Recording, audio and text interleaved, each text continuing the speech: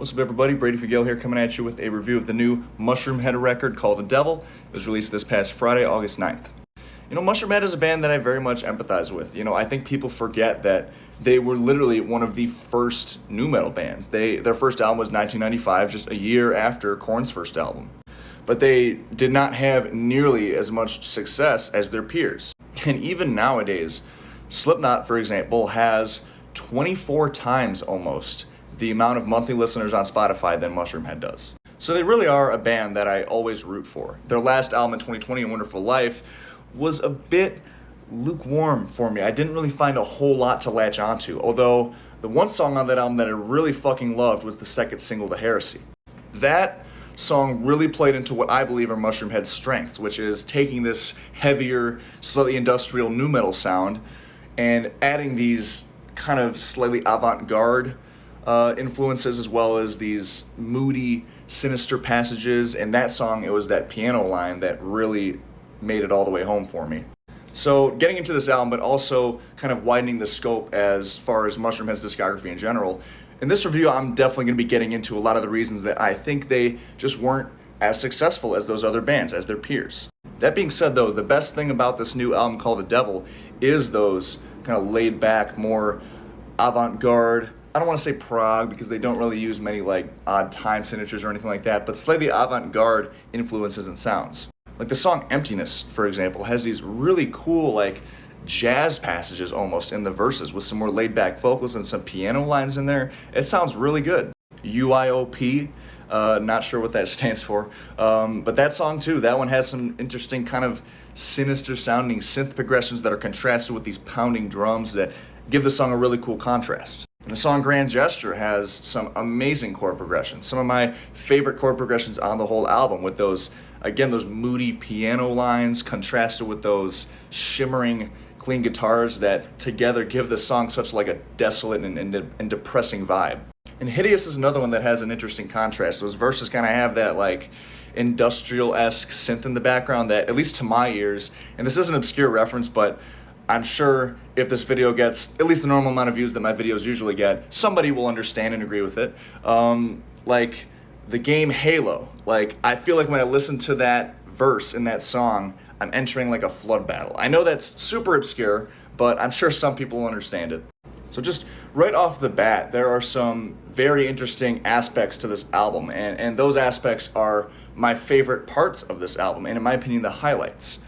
But shifting to the other side of things now, this album has, in my opinion, two major flaws that really impact my listen of it. The first one is that the heavier tracks on here that focus solely on being heavy, the majority of the riffing in particular is just kind of boring. These riffs just don't have much dynamics to them. I think maybe the tempos might have something to do with it, how they just kind of don't really build up enough energy and don't have a good impact. The opening song, I2I, Torn in Two, Prepackaged, these aren't bad songs, they feel a bit flat for me. And as a result, end up being a little bit forgettable in songs that I don't find myself coming back to. Like Torn in Two, even with its somewhat odd time aspects, just that main riff, it's just so generic and forgettable. The heavy parts in particular on this album, just, they don't feel very inspired, and they feel a bit, I guess, lazy at times. And the riffs themselves just also don't have much dynamics to them. They're very simple and a bit caveman-like. And in order to pull that off, at least for me, but I feel like in the wider scope also, they need to be energetic, they need to be catchy, and they need to be memorable. These riffs just aren't. Excuse the admittedly lazy comparison, but take Slipknot, for example, with a song like Narrow Forte, where the riffs are very basic and caveman-like, but they're just so fucking catchy you can't help but replay the song. Or better yet, their song Custer, which has literally become one of the most well-known songs that even people that don't listen to metal would know and recognize, purely because of how fucking catchy the riffs are, despite being so simple from a technical standpoint. I think Corey Taylor's vocals also kind of help those two songs because they do really give the song a much needed stomp and energy boost to it. The songs on this album just don't have that. And that's not me knocking the vocal performance at all. It's just that it doesn't really give the song a sense of urgency. Although I will admit there are some notable exceptions. I think that short bridge section, almost breakdown type section that you can call the middle of the lead single Eye to Eye, it kind of has this contrast between just your stomping 4/4 beat and these triplet beats. I thought that was pretty creative. Fall in Line also has a bit more energy to it compared to the other heavy tracks on here. I like the more industrial influence in those synthesizers. It sounds to me like something that would be on like a newer Fear Factory record, or maybe a Dope record, or even some of Mushroomhead's older records. Hallucination too has a pretty cool ascending guitar riff that has a real mean and sinister sound to it. But another issue I have with this record is I feel like it's just trying to do too much at once.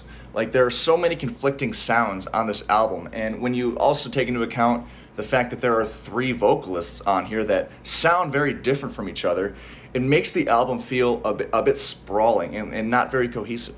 Like, you take the slightly avant-garde influence and UIOP and Grand Gesture and Emptiness, and then you put it with a song like We Don't Care, which is like this super corny, like, radio modern sleaze rock attempt that I can't fucking stand. That's the one song that I skip every time coming back to it. Like, this song has Jackie LaPonza trying to sound like a knockoff version of fucking Lizzie Hale from Hailstorm, or Diamante, or any modern, like, radio octane hard rock female vocalist.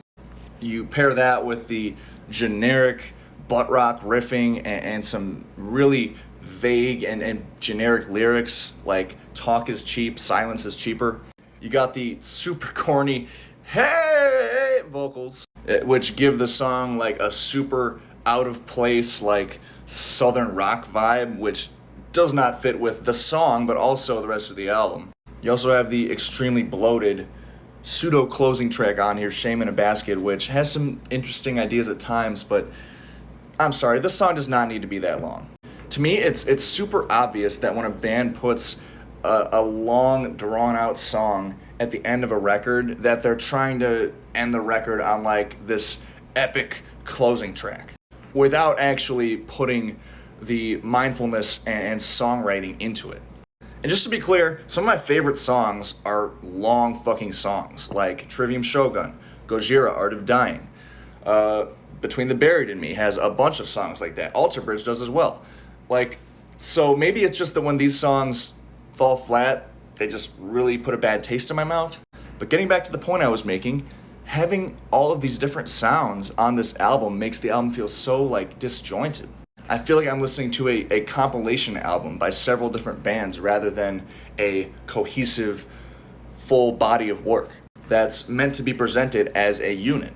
Production-wise, I think the guitars sound alright, I think the vocals sound alright.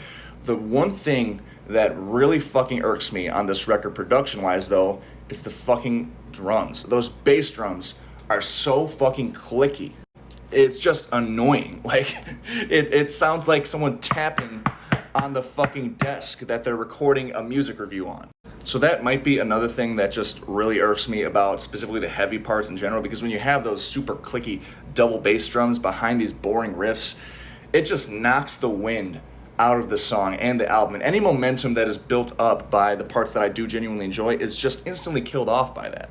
It's just a shame to me that the genuinely interesting musical ideas on here that I singled out earlier are overshadowed by more of the album being forgettable and just uninteresting, and having a lack of cohesion. Before I give it a score, I will also single out the closing interlude track on here, Doom Goose, which I actually think is fucking sick. Super like dramatic and eerie melancholy ideas there, and chord progressions, and even that weird little goose quack at the end. I don't know, it's super random, but I actually thought it was very well done. So in conclusion, there are some cool ideas on here, but overall it's just a very uneven record, and the majority of it, to me, is a bit underwhelming.